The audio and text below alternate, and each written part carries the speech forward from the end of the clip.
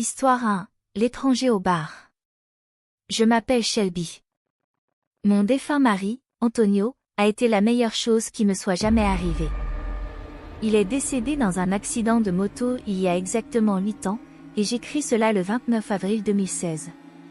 Ce que je m'apprête à partager est quelque chose que j'ai bloqué de mon esprit depuis que cela s'est produit, mais je pense que je suis enfin prête à me confier.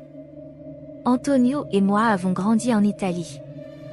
L'anglais est ma langue seconde, mais c'était la langue que nous utilisions le plus souvent pour discuter de nos projets futurs.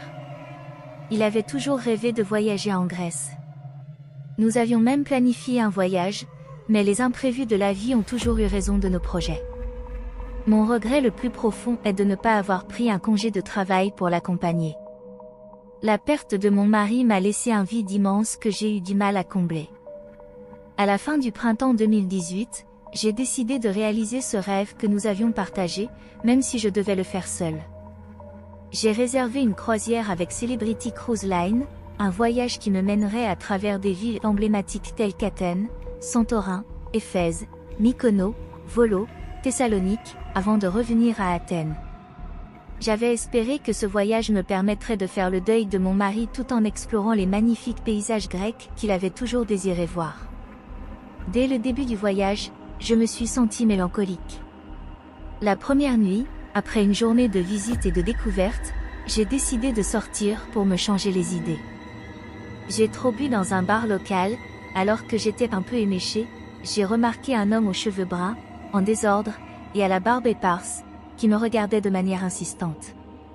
Son regard était intense, presque perçant, et il me mettait mal à l'aise. J'ai essayé d'ignorer ce sentiment, mais il persistait, me laissant une impression de malaise. Dans la ville suivante, Éphèse, j'ai cru avoir rêvé lorsque j'ai revu le même homme, encore dans un bar, toujours vêtu des mêmes vêtements et avec le même regard inquiet. La situation est devenue encore plus troublante lorsqu'à Alexandra Mykonos, lors d'une autre soirée en ville, je l'ai de nouveau croisé, toujours avec la même allure étrange. Je ne pouvais pas comprendre pourquoi cet homme semblait me suivre de ville en ville. Chaque rencontre avec lui était une épreuve pour mes nerfs, et la peur grandissait en moi. À Thessalonique, j'ai ressenti une montée d'adrénaline intense en le voyant à nouveau. Cette fois, j'ai décidé de le suivre pour comprendre ce qui se passait. Mon cœur battait à tout rompre alors que je tentais de garder une distance discrète.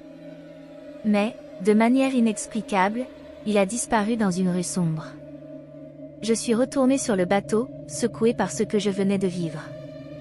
La sensation d'être observée et de ne pas être seule était omniprésente, même lorsque je me trouvais en sécurité sur le navire.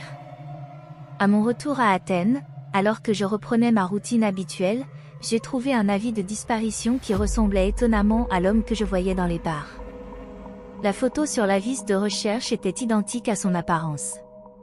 Ce qui m'a vraiment terrifiée, c'est que l'avis indiquait que l'homme avait disparu à la même date que la mort de mon mari.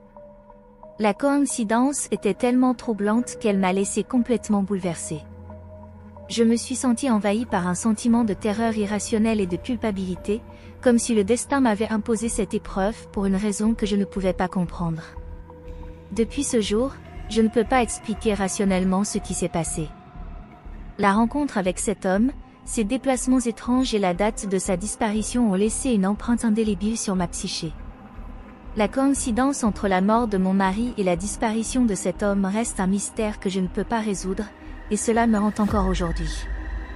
Histoire 2, le mystère du téléphone à bord du croisière. Je m'appelle Devon, et l'été dernier, j'ai célébré mes 21 ans en faisant une croisière aux Bahamas avec mes amis. Nous étions toutes ravies à l'idée de passer des vacances inoubliables, et les premiers jours se sont déroulés dans la joie et l'euphorie. Cependant, tout a pris une tournure troublante lorsque mon téléphone a disparu sur Paradise Island. J'étais désespérée, et malgré mes efforts pour le retrouver, il semblait se trouver à bord du navire. Je suis allée au bureau des objets trouvés à plusieurs reprises, mais mon téléphone n'était pas là. Chaque fois que j'essayais de le localiser à l'aide de la fonction de suivi, il apparaissait toujours comme étant à bord du navire, ce qui me semblait complètement absurde étant donné que nous étions sur l'île. Cette situation a alimenté mon anxiété tout au long du voyage. À chaque fois que je vérifiais la localisation, le point semblait se rapprocher de moi, ce qui était extrêmement perturbant. Un jour, en rentrant dans ma cabine, j'ai découvert une lettre étrange. La lettre était manuscrite et expliquait que quelqu'un nommé Bart Vinsky avait trouvé mon téléphone déverrouillé et essayait de me contacter. Le ton de la lettre était presque menaçant, et l'idée que quelqu'un pouvait accéder à toutes mes informations personnelles sans mon consentement était terrifiante. Je ne savais pas quoi faire avec cette lettre. Je suis allée au service des objets trouvés pour signaler cette découverte, mais ils n'avaient aucune information sur une telle personne. Lorsque nous sommes rentrés à la maison, j'ai de nouveau vérifié la localisation de mon téléphone. À ma grande horreur, le point bleu indiquait que mon téléphone se trouvait juste au-dessus de ma maison. J'ai immédiatement ressenti une vague de terreur. Mon père et moi avons alors vécu une expérience extrêmement effrayante. Nous avons découvert un intrus essayant de forcer l'entrée de notre maison. La peur et l'angoisse étaient à leur comble. La connexion entre la présence de cet intrus et le suivi de mon téléphone était troublante.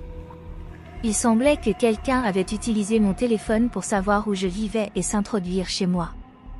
Cette expérience a eu un impact profond sur ma perception de la sécurité et de la vie privée. La pensée que quelqu'un puisse accéder à mes informations personnelles et utiliser ces données pour me suivre était extrêmement perturbante.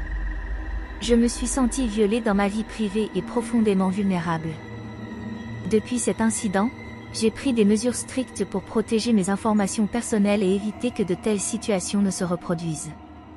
Je vérifie régulièrement la sécurité de mes appareils et prends des précautions supplémentaires pour m'assurer que mes données restent protégées. Le mystère entourant la disparition de mon téléphone et la présence de l'intrus chez moi reste une énigme non résolue.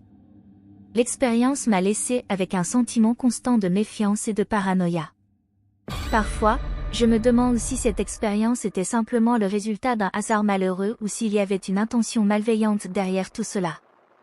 Quoi qu'il en soit, cela m'a appris à être extrêmement prudente et à ne jamais sous-estimer les dangers potentiels qui peuvent se cacher derrière les apparences les plus innocentes. Histoire 3, la nuit au bar du croisière. Depuis toujours, j'avais rêvé de devenir barman sur un navire de croisière. À l'âge de 22 ans, j'ai enfin réalisé ce rêve en travaillant pour la Royal Caribbean. Mon poste me permettait de rencontrer des gens du monde entier, et chaque croisière était une nouvelle aventure. Pendant ma 3e tournée, un croisière transatlantique, un passager du nom de Sébastien a attiré mon attention. Il était toujours le dernier à quitter le bar et semblait porter un fardeau invisible, avec une histoire triste qu'il partageait occasionnellement. Sébastien m'a révélé qu'il traversait une période difficile dans son mariage et qu'il utilisait le croisière comme une échappatoire temporaire. Son histoire m'a touchée, et j'ai ressenti de la compassion pour lui. Lors d'une soirée, il a insisté pour préparer une boisson spéciale pour moi.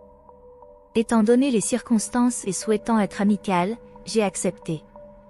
Cependant, ce geste de bienveillance a pris une tournure tragique. Je ne me souviens pas de ce qui s'est passé après avoir bu la boisson. J'ai perdu connaissance, à mon réveil, j'ai découvert avec horreur que j'étais attachée et en désordre dans ma cabine. Mon appartement avait été fouillé, et j'avais été agressée et volée. Mon cœur battait la chamade alors que je réalisais l'ampleur de ce qui m'était arrivé. Le personnel de sécurité du navire a lancé une enquête immédiate. Malheureusement, Sébastien avait quitté le bateau avant notre arrivée au port suivant. Les autorités ont tenté de retrouver sa trace, mais sans succès.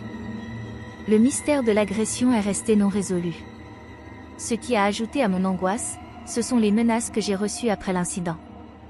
Des photos me montrant dans des situations compromettantes ont été envoyées à mon téléphone, prouvant que quelqu'un continuait à me surveiller. Les semaines qui ont suivi ont été particulièrement éprouvantes. Les photos et les menaces ont intensifié mon sentiment de vulnérabilité. J'ai pris des mesures drastiques pour protéger ma vie et ma sécurité. J'ai déménagé dans un nouvel appartement, loin de mon ancienne résidence, et j'ai renforcé toutes les mesures de sécurité possibles. Les dispositifs de surveillance et les systèmes d'alarme ont été installés pour me garantir une certaine tranquillité d'esprit. Malgré ces efforts, je continue à vivre dans la peur que Sébastien puisse réapparaître ou que d'autres personnes mal intentionnées puissent profiter de ma vulnérabilité. L'expérience a laissé une empreinte profonde sur ma vie. Elle m'a appris à être extrêmement prudente avec les personnes que je rencontre et à ne jamais sous-estimer les dangers potentiels qui peuvent se cacher derrière les sourires et les histoires tragiques. Cette nuit-là, sur le navire, a transformé un rêve en cauchemar. La confiance que j'avais en mon environnement et en moi-même a été sérieusement ébranlée. J'espère que partager cette histoire pourra servir de mise en garde à d'autres personnes travaillant dans des environnements similaires, leur rappelant que la vigilance est essentielle, même dans les endroits les plus inattendus.